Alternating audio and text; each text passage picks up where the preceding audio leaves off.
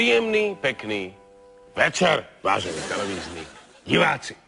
Aj dnes tu máme pre vás pripravené pútavé témy a zaujímavých hostí.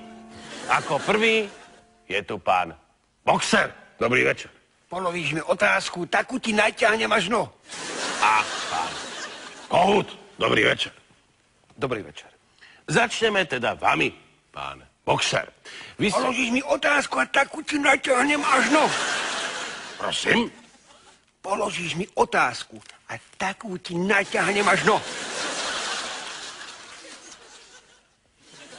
Čiže, pán Boxer, vy ste teda... Prečo?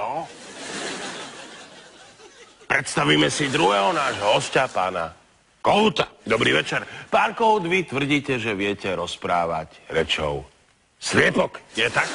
Áno, áno, ja nie len, že viem rozprávať rečou sliepok, ja im aj dokonale rozumiem. A kedy ste prišli na to, že viete touto rečou sliepok rozprávať? Je to v podstate taký malý paradox môjho života. Ja, keď som sa narodil, tak som sa najprv naučil plynulo kodkodákať, až potom som sa naučil po slovensky. Interesantné. Pán Boxer. Položíš mi otázku a takú ti naťahnem až no. Pán Kohút, teda, vedeli by ste nám ukázať krátku ukážku, nejaký úryvok? Samozrejme, vďačne a veľmi rád.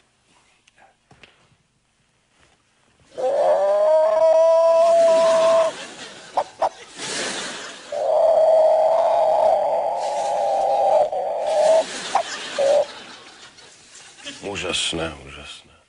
A čo ste povedali? Ja som si dovolil sa vás opýtať, ako ste sa vyspali. Ďakujem. A mohli by ste preložiť moju odpoveď v znení ďakujem, vyspal som sa dobre, dal som si vlažnú sprchu a mám sa fajn. Áno, áno, ja veľmi rád preložím vašu odpoveď.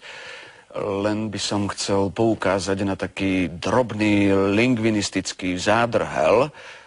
Totižto sliepky nepoužívajú veľmi často vlažnú sprchu a tým pádom vo svojej reči ani nemajú nejaký ekvivalent k slovu sprcha.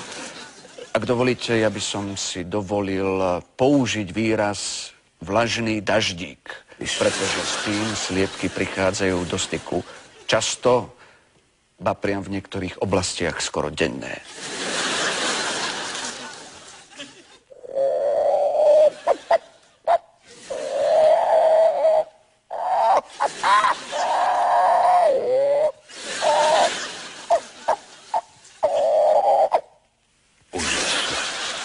Úžasné.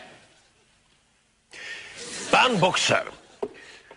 Položíš mi otázku a takú ti prasknem až no. Pán Kohút, my sme si pre vás pripravili také jedno malé prekvapenie.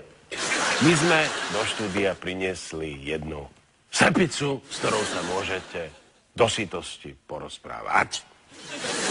Ďakujem, ja som otvorený každej intelektuálnej výzve. Poprosím asistentku Kláru, aby priniesla už spomínanú slepicu. Ďakujem, Klára.